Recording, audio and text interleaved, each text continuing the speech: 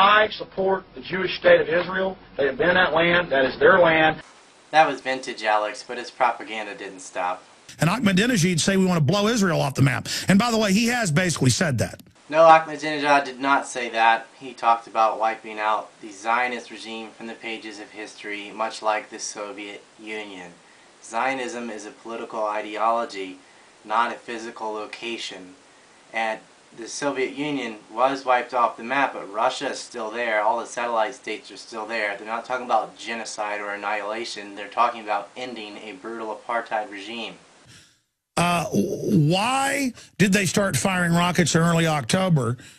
Because Israel was killing kids back in October too. In fact, they killed 75 people in Gaza throughout the year before this most recent conflict, as well as 5 people in the West Bank. And why does everybody, because again, I'm about logic. I'm about being fair here. And I see a lot of stuff done in Israel I don't like. I see a lot of stuff a lot of other places I don't like. My only issue is I don't understand why Hamas is doing this. I love how Alex doesn't take the context into account that there is an ongoing blockade there, as well as racial colonization in the West Bank. The occupation and the blockade don't count, apparently. Why would anybody resist something like that? No, that's removed. He will not inform his listeners about any of it. About the property annexed between the Green Line and the apartheid wall. You talking about building a wall on the border? In the West Bank. Or the Blue Line in the north, or the new buffer zone in Gaza, and the blockade blocking food, and the routine murders and slaughters. He didn't tell his viewers anything about the Israelis shooting kids from helicopters and coming in with giant bulldozers and tanks and shooting more people, or gunning up a funeral. All of that's missing from the narrative. It's just Hamas is firing missiles, not rockets, missiles, into Israel, and Israel is responding, and it's just some even-handed conflict, and he's trying to be neutral. When you take a struggle that is not neutral at all, whatsoever, and try to balance it in the middle, that's not neutrality. That's deception. Over there, they want to have the kids in school so they can go on the news and say, look at the poor No, that's true. They actually park the schools right next to the missiles. Really? They park schools next to missiles? That's a double lie. I think he misspoke there. Maybe he meant to say they park the missiles next to the schools, but whatever. It's not missiles. They don't have their own propulsion system and guidance or anything. These are rockets, homemade. They're really like shot out of a tube type rockets. They're hardly doing any damage whatsoever. This is something, an act by the desperate. And they're not parking them next to schools.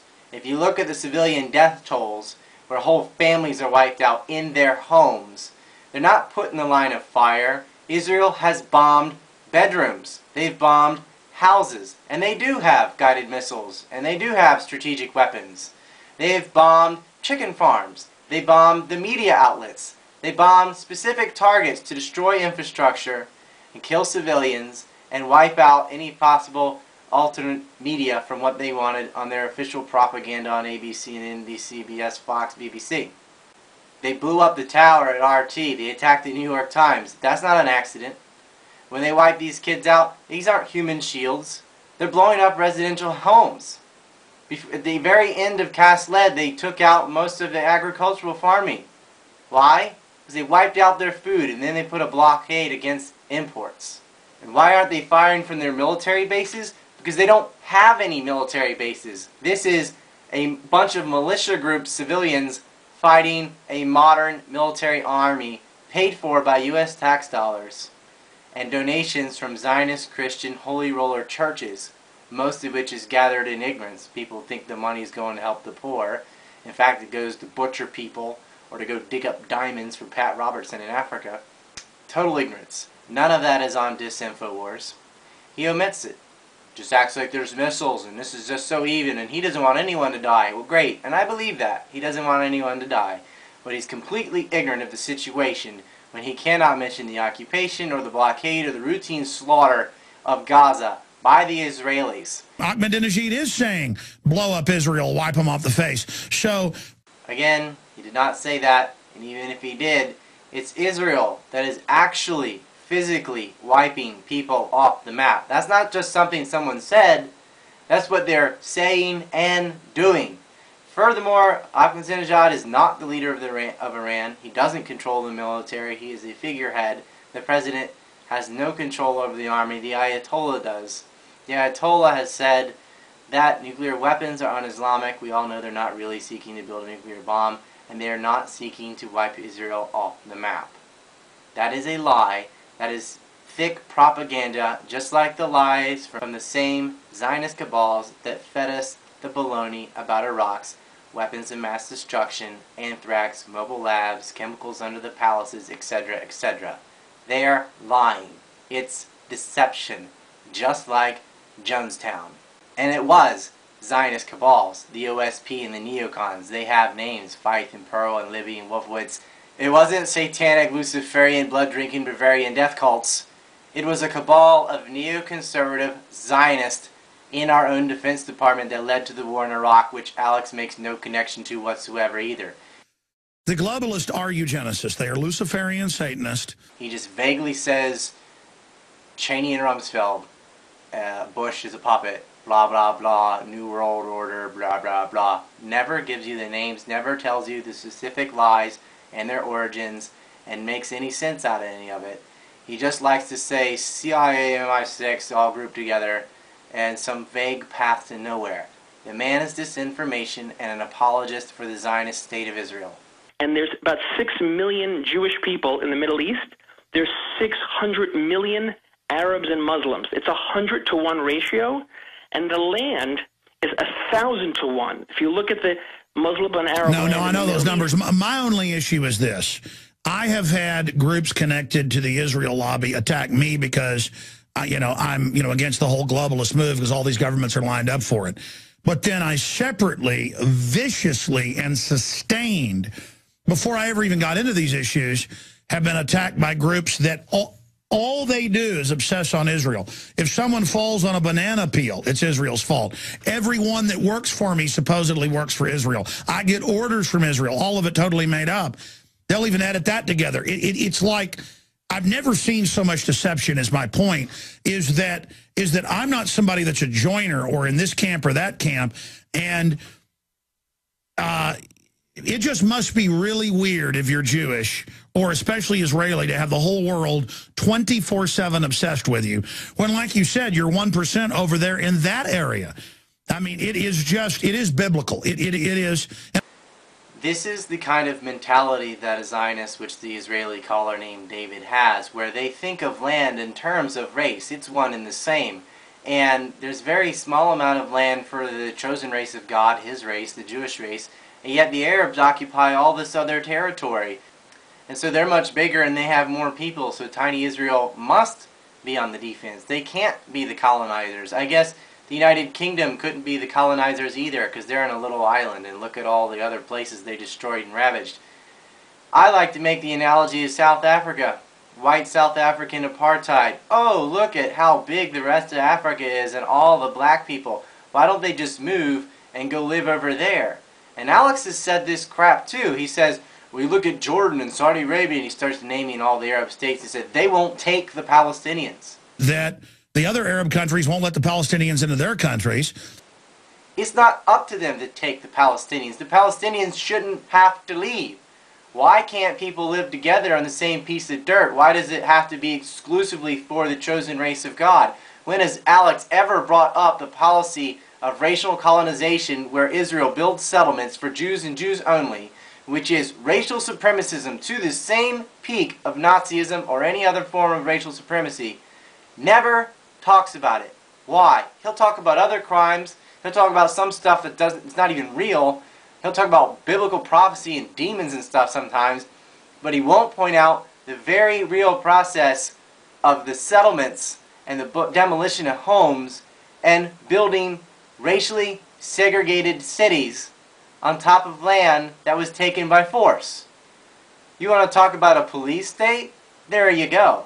But he doesn't mention it because Alex likes his shekels, and Alex has a dream of one day being in Hollywood, which of course he also accused of being owned by the Arabs. Hollywood is owned by the Arabs. I'm just saying, I know in the Arab world, demonization of Israel becomes just an easy one-off for everything. Because I personally have experienced it, because I don't even hardly get into Israel and all this. I try to stay out of it, and people demand to put you in a camp is what I'm saying. Now here's a fair point, because there are factions who blame everything on the Jews, and they are very vocal online, and they probably have attacked Alex Jones, sort of the right thing for the wrong reason. But that is a straw man, because it's not either or. It's not apologize for Israel or have this fake neutrality in a conflict that isn't neutral whatsoever, or blame every single problem on the Jews. You cannot conflate Zionism and Judaism or Jewishness. They are not the same. It's very clear. I've got a bunch of videos about that.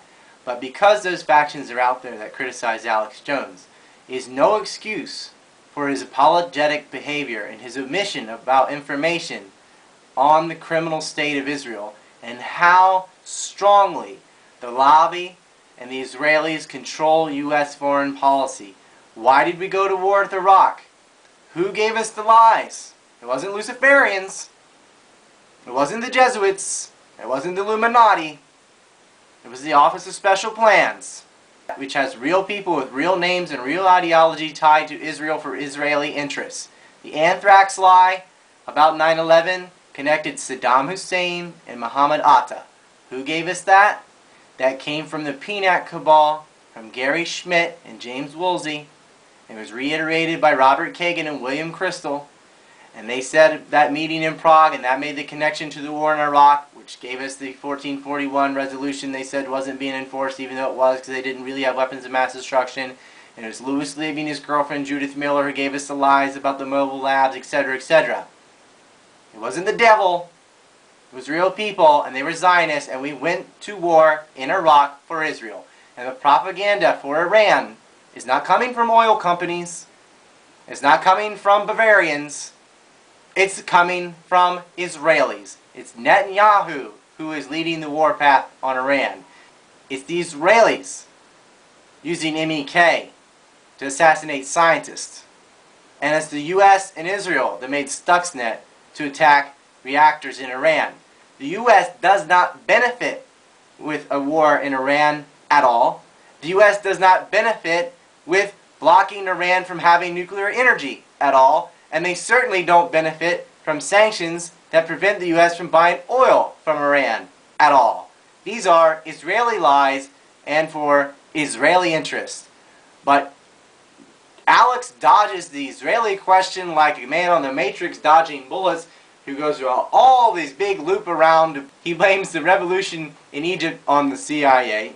Millions of people in the street. Couldn't possibly be a legit revolution against a dictator. And then the Muslim Brotherhood got in there because they had support from Qatar and because they had the organizational capacity to fill in the vacuum, and the people are still fighting with them today too. But no, he just says CIA does everything. Assad doesn't do anything. Israel can't do anything wrong. They're protecting themselves from missiles, according to Alex Kosher Jonestown. This is my biggest criticism of Israel. The Israel lobby consistently is anti-Second Amendment in this country, while my taxpayer money pays for settlers' M16s. And I mean, my goodness, I'm going to pay for your M16s, but I can't have one? You know, that's my issue. And that is his biggest criticism of Israel. AIPAC is anti-gun, but his money has to buy M16s for the Israelis. Oh, really? Your greatest criticism of Israel is their lobby is anti-gun. Yes, their lobby is anti-gun in the U.S. and pro-gun in Israel. That's the smallest hypocrisy you could admit, the only nugget you could say. I know you're aware of the other things. It couldn't possibly be a criticism of, I don't know, demolishing people's homes, shooting kids, dumping depleted uranium on children and white phosphorus and MK77. Now I know you got forced to report that back during Cast Lead, but not without sandwiching it between a bunch of but excuses. Israel drug us to war in Iraq. They've got propaganda about Iran. If you really want to prevent war in the Middle East, you can't only just talk about the Salafi jihadists and Al-Qaeda that the U.S. is supporting. You also have to talk about the other religious extremists that the U.S. is supporting, and that's the Jewish supremacists in Israel, and they are not defending themselves. They are on the offense. I don't know how bombing places can be considered defense. If bombing something is defense, what the hell is offense? The Jewish state of Israel. They have been in that land. That is their land.